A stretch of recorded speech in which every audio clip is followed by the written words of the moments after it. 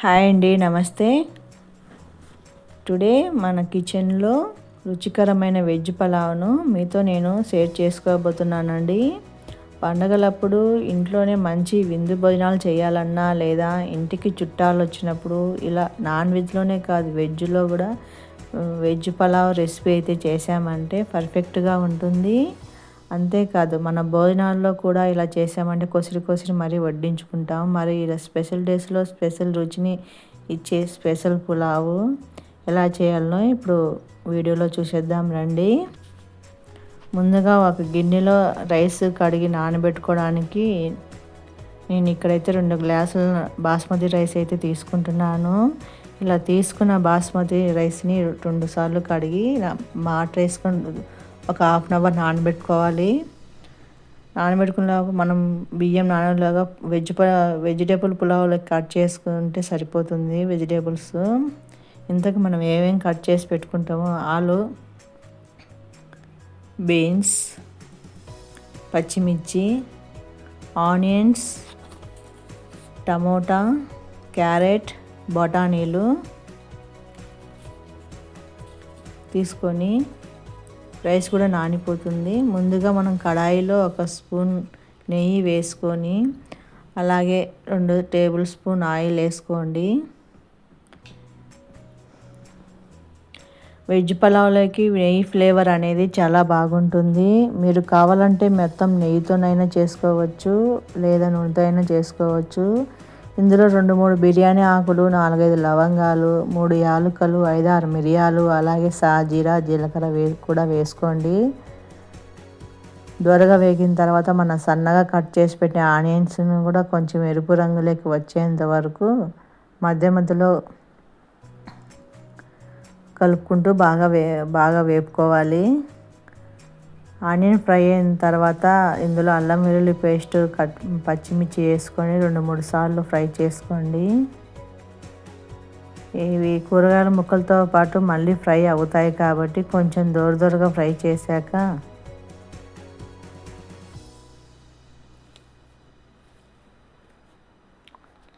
Light golden రంగులోకి వచ్చేంత వరకు మనం కొద్దిగా ఫ్రై చేసుకుంటాము. మళ్ళీ కూరగాయల ముక్కతో పాటు మళ్ళీ ఫ్రై అవుతాయి కాబట్టి మనం కట్ చేసి పెట్టుకున్న కూరగాయలు టమోటా, బఠానీ, క్యారెట్, బీన్స్, ఆలుగడ్డ కలుపుకోవాలి. మంటను హై ఫ్లేమ్లో పెట్టుకొని 2 నిమిషాల పాటు ఫ్రై చేయండి. ఇలా ఫ్రై చేయడం వలన ఆయిల్లో ఈ కూరగాయల ముక్కలన్నీ కూడా బాగా ఫ్రై అవుతాయి.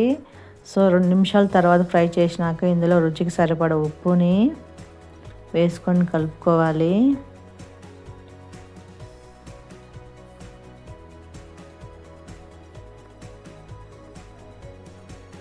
ఒక టేబుల్ స్పూన్ ధనియాల పొడిని తీసుకొని బాగా కలపండి.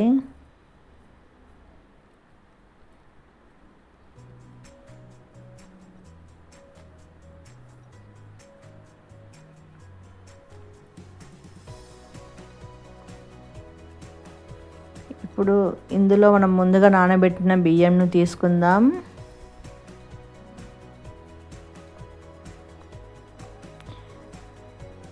నీళ్లు పడకుండా రైస్ని మాత్రమే తీసుకోండి. అలాగే ఇందులో కొత్తిమీరను, పుదీనా ఆకులను కూడా తీసుకుందాం.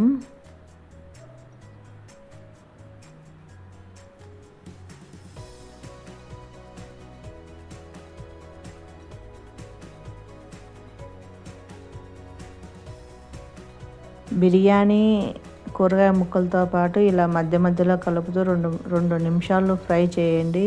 ఇలా ఫ్రై చేయడం వల్ల ఇందులో ఏమైనా నీరు ఉంటే అవి కూడా ఇమిరిపోతాయి. అలాగే రైస్ కూడా నెయ్యిలో కొంచెం ఫ్రై అవుతుంది. ఇలా 2 నిమిషాలు మధ్యలో కలుపుతూ ఫ్రై చేశాక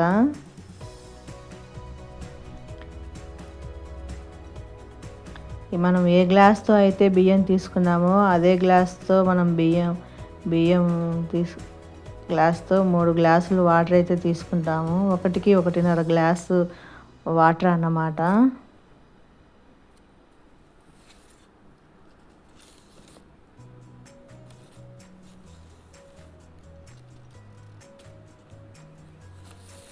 చివరిగా మనకు ఉప్పు సరిపోయిందో లేదో ఒకసారి చెక్ చేసుకోండి. సరిపోకపోతే కొద్దిగా రుచికి సరిపడా వేసుకొని కలుపుకోండి.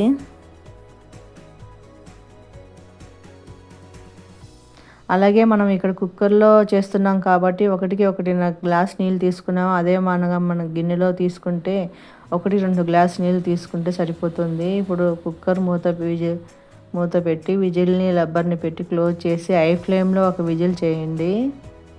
ఏంటి ఒక విజిల్కే ఉడుకుతుందా అంటే అవునండి, ఇక్కడ మనం బాస్మతి రైస్ వాడాం కాబట్టి ఒక విజిల్ వచ్చేంత వరకు ఉడికించాం. ఇప్పుడు విజిల్లో గాలి అంతా పోయాక మూత తీసి రైస్ చూస్తే ఒకసారి రైస్ని అంతా కలపండి. మరి ఎక్కువగా కలపకండి, రైస్ అనేది మొత్తం విరిగిపోతుంది.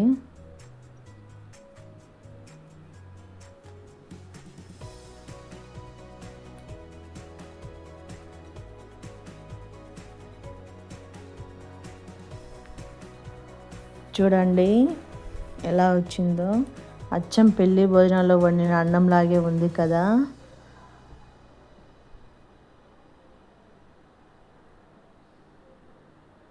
ఇలా మన ఇంట్లోనే రుచికి సరిపడా ఇలా మన ఇంట్లోనే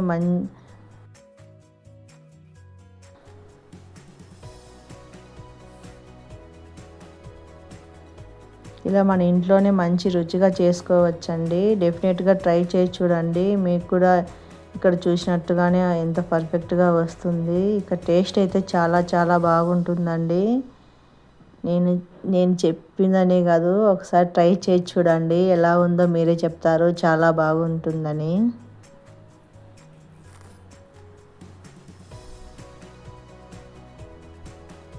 లైక్ చేయడం మర్చిపోవద్దండి, లైక్ చేయండి.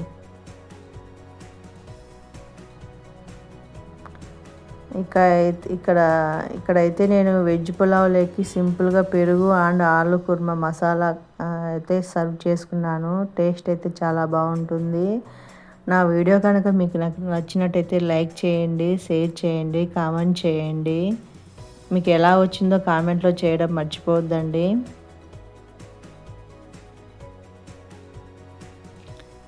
థ్యాంక్ యూ అండి. నమస్తే.